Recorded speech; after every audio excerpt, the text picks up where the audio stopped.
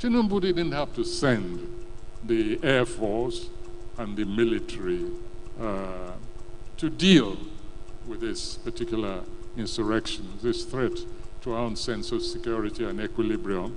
No, there are easier ways of doing it. Let me tell you where Tinubu should have looked for forces to quell that insurrection. Right here in Lagos, right here. Or in Abuja, perhaps, I don't know.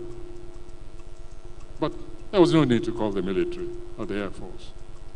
I'll tell you what happened. On one of my home visits, this about 2 months ago, I was coming out of a hotel and I saw what looked like a film set.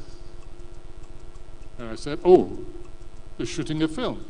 That was on the grounds of this hotel.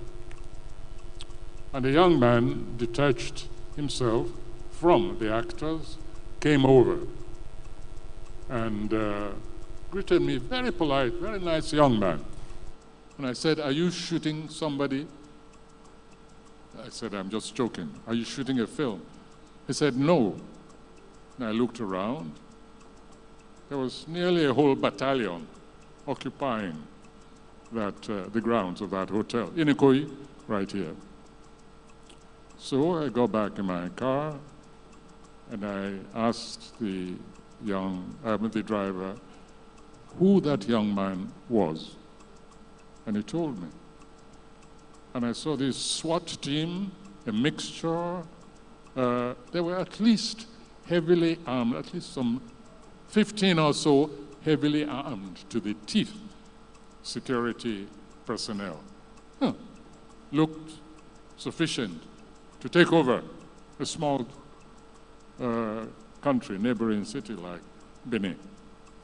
And I think the next time, the president should just call and say, Seyi, go and quell the rebellion over there. I was so astonished that I started looking for the National Security Advisor. I said, track him down for me. I think they got him somewhere in Paris, but I was with the president. He was at a meeting. And I said, I've just seen something I can't believe, I don't understand. And I described the scene to him.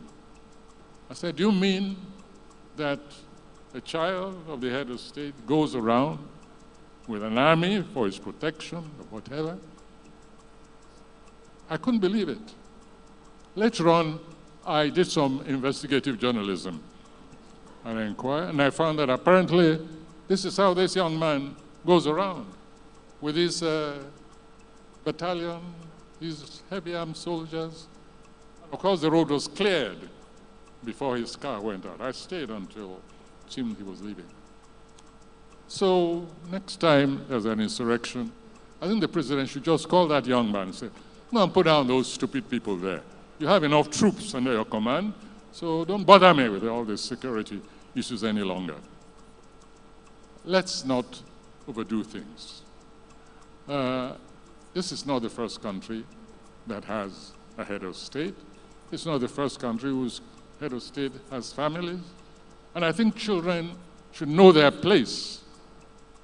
They are not potentates. They're not heads of state.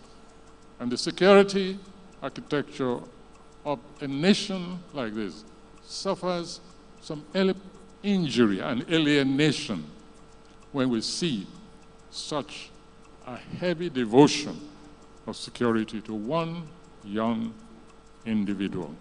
You'll excuse me, but I'm in and out most of the time.